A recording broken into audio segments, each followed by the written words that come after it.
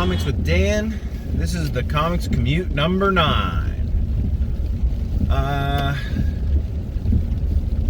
So I've been reading a lot more like trades than individual issues. So the quantity of things I've been reading has been a little smaller, but I still got a couple things to talk about. I think like the last 3 Comics Commute videos I've mentioned Jeff Johns' Green Lantern. I finally finished volume 3 of that. I don't think that it grabbed me enough for me to step into volume 4, at least for now. I'll talk about that briefly. Also, I read part of the original Clone Saga for Spider-Man, so I'll talk about that a little bit. I read the first volume of Philip Kennedy Johnson's The Incredible Hulk, so we can touch on that a bit. And then what I've also been reading is my Robin Bronze Age Omnibus, which is one of my favorite books that I own ever. It's so much fun and enjoyable, and there's no earth-shattering stories, there's no world-changing events. It's just street level, Dick Grayson at Hudson University trying to, make his little corner of the world a better place, which I think is just a good time. I'm also doing a reread of Hexagon Bridge, which came out recently, or rather finished up recently. I think issue 5 came out in January. The final order cutoff for the trade is April 22nd, and it's coming out in May. And I will actually be doing a video interview, or a phone interview with Richard Blake, the creator of Hexagon Bridge, which will be coming out sometime before the 22nd, so that anyone that watches it and is interested can get that trade on their radar. I'll say that while I pulled the individual issues, it definitely is established well as a trade. So because I did have to end up rereading a couple of them, a couple of the issues before I read the one that came out most recently, which isn't necessarily a problem. It's just some books are set up that way. My pulls this week that I'll be picking up on the way home, as today's Wednesday. I have Void Rivals number 8, which is really exciting. And I have Rook Exodus number 1, the first sampling of that, the Ghost Machine imprint from Image, which I think will be good. I enjoyed the Ghost Machine one-shot enough. Not everything completely grabbed my attention, but I can at least appreciate the direction that they're trying to take, especially the fact that they have a sort of all ages section of the imprint, which will be cool.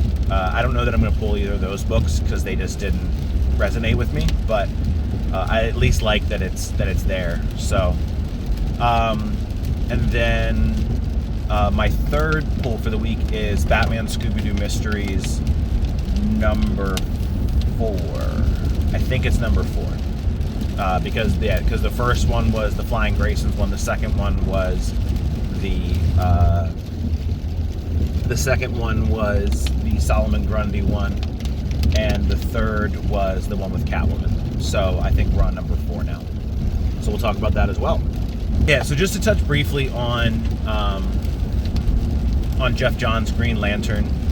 It has a very cinematic feel to it, right?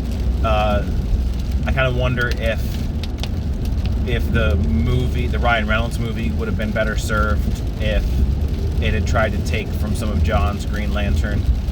Although I think that they were trying to set up the turn of Sinestro from Green Lantern to Yellow Lantern, so that might not have worked out that well. But maybe that's the direction they were going to end up going, is kind of adapting John's run. But it's very cinematic, which I do enjoy. I love the art in it. Ethan Van Sciver and Ivan Rice are they're master pencilers. I mean, they're fantastic. But I can't help but feel like this was really heavily carried by the art. I couldn't help myself from kind of thinking, would this be a good book if the art wasn't so good? And truthfully, I think it might actually border on being a bad book if the art wasn't as good as it was. I can appreciate the innovation and the world building that Johns did, but at the same time, there has to be a little more than that, in my opinion. But I don't want to spend too much time on Green Lantern. I feel like the last 3 commutes have been kind of overtaken by Green Lantern, so we're going to be done with that for now. I also read part of the Clone Saga, which I enjoyed. I got into the piece of Web of Spider-Man where Ben Reilly goes to take on Venom, which was interesting enough. I think that the idea behind what they were kind of trying to do was pretty cool. With, J.M. DeMatteis was sort of setting up in Amazing Spider-Man that Peter Parker, or that Spider-Man didn't want to be Peter Parker anymore, and that he didn't want to have that alter ego. He just wanted to be Spider-Man, which I think has to be just gutting for Spider-Man fans now, because you see how poorly he treats MJ in that part of that run, and you see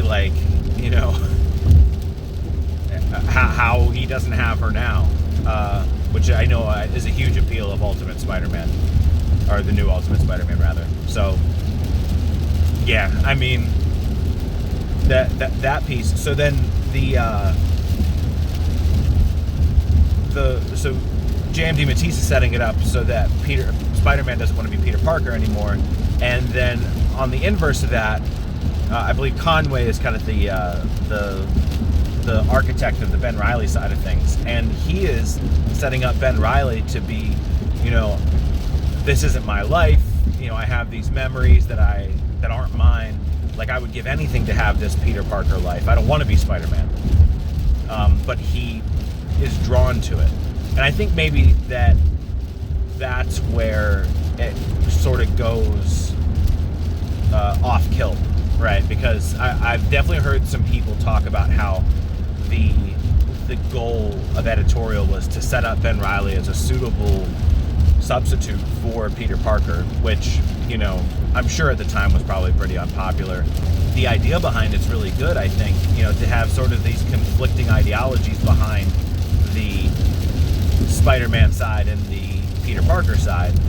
And but I think where it kind of went off is that then Ben Reilly becomes Scarlet Spider and Peter Parker is Spider-Man, and so now we don't have that yin-yang sides of things, the two opposites. Now they're both just superheroes, and I don't know. I mean, I'll probably continue to go through it enough. I think I'm going to take a little break from it. My plans are to actually read Tales to Astonish number 70 through 100 or 101 or something like that.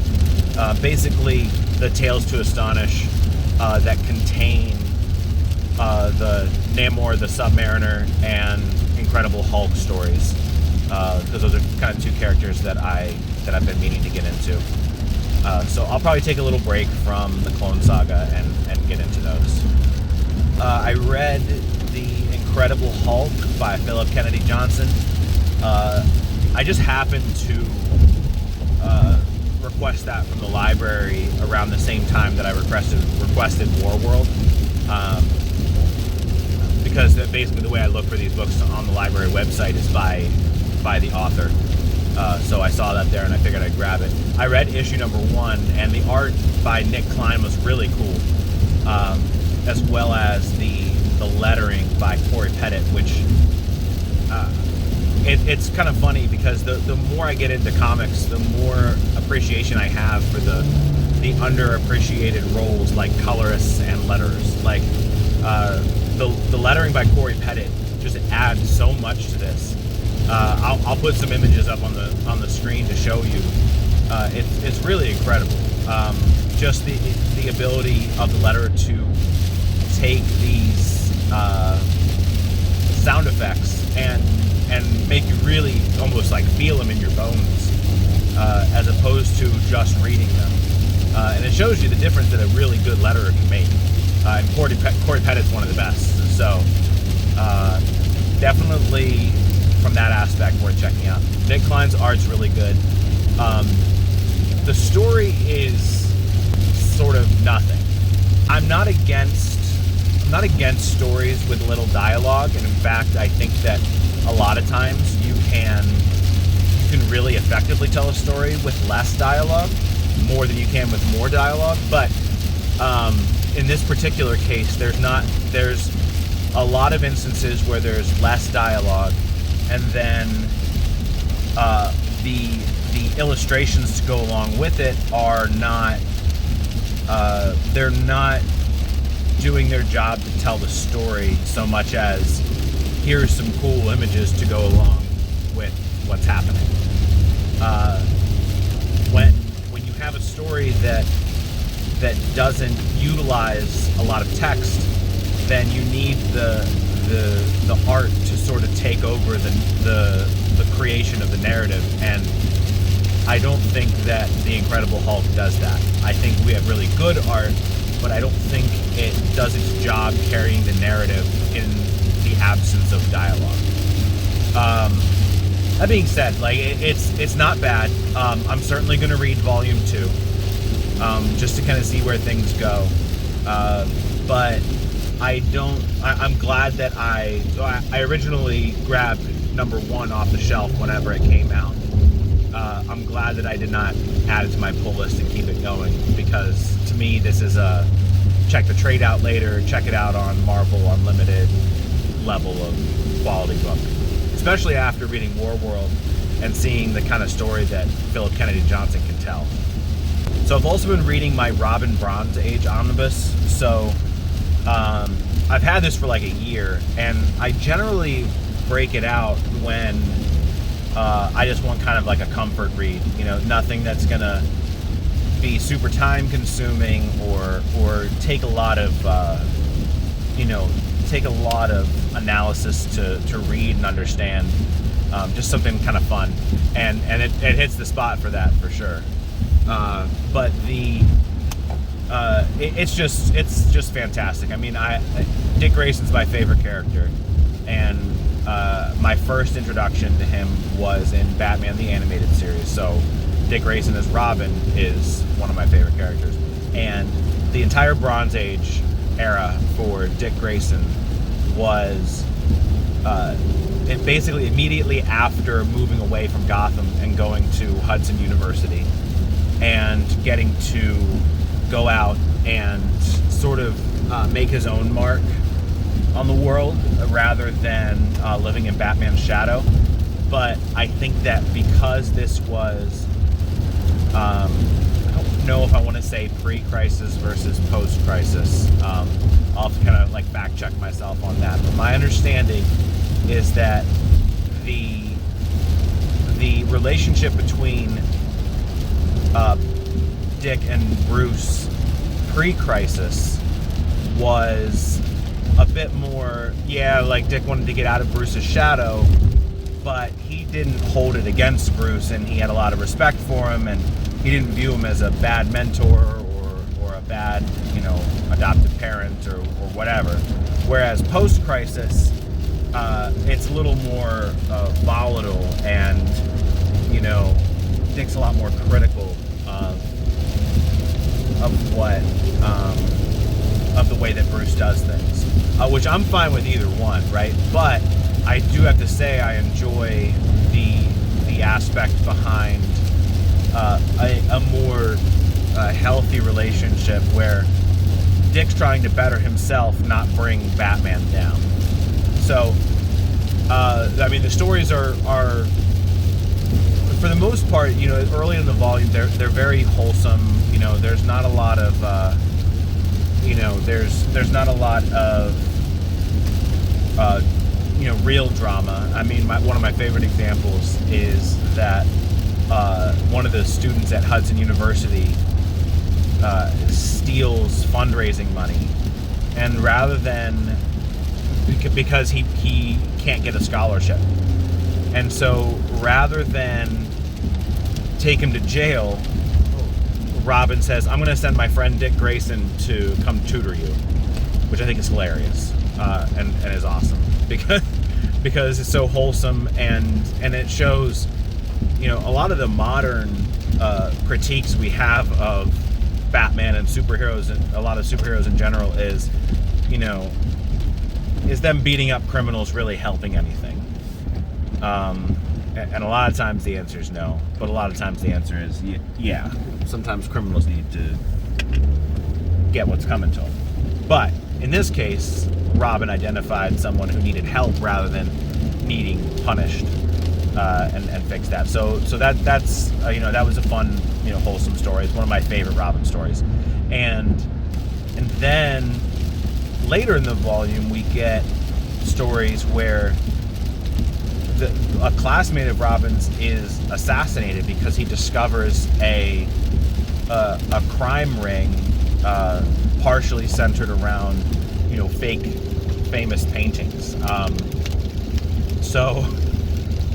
mean, we get both ends of the intensity spectrum there. So it's awesome. It's again, like I said in the intro, it's one of my favorite books that I own. So I'm excited to kind of keep going with that one and finish it up. So my pulls for the week: Batman Scooby-Doo Mysteries #4. This is just all of these have always been so good. There were 2 limited series, each 12 issues before, which I have a couple of those because we would just kind of pick them up as we saw them at our local store, and then I started pulling the ongoing that's going on now. But I think I'll probably try to find the trades for the original 2 limited series, and then just continue pulling this this ongoing as it is. So you know, we'll see how this one goes. I think it'll be interesting. It has yet to miss, and the kind of cool thing about it is that we're getting different writers for each one. Although I wouldn't say no to just having Sholly Fish kind of take the reins on all of it, because he's the master. So also Void Rivals #8. #7 was a lot of setup, which is fine. It's the beginning of a new arc, so we had Proximus show up, who seems like he's going to be a pretty solid big bad for this arc. So I'm really excited to see where they take that. I am hoping that the pacing of this gets picked up a little bit in this issue. I have no problem with a slower paced first issue, but you know, if we have 6-issue storylines, we don't want to spend 2 issues sort of setting everything up. Rather, you know, we want to sort of get into the meat and potatoes of stuff, sort of issues 2 through 5, and then let it be brought to a conclusion in issue #6. So I think it's going to be good. That they've all been really great so far, so I have no reason to believe that it won't be good. Then finally, I have Rook Exodus #1. Which, if you haven't heard of it, it's by Jeff Johns and Jason Fabok. It's part of the Ghost Machine imprint that Johns has set up with Image, and so there's some hype surrounding it in that regard. The really loose synopsis of my understanding of what it's going to be about is that it's on this planet basically where these different characters have control over these different groups of animals. So the Rook has these control over these birds. There's a like a warthog pig type guy that has warthogs under his control. And so it seems like it's going to be really cool. And it definitely has TV series written all over it, which I know some people can get a little bent out of shape when a comic seems to be made just so that it can have a TV show made out of it. But I don't necessarily think it's a bad thing. I think that comics and TV are so similar in so many ways that I don't hate the idea of having that, as long as the quality of the book is good, you know.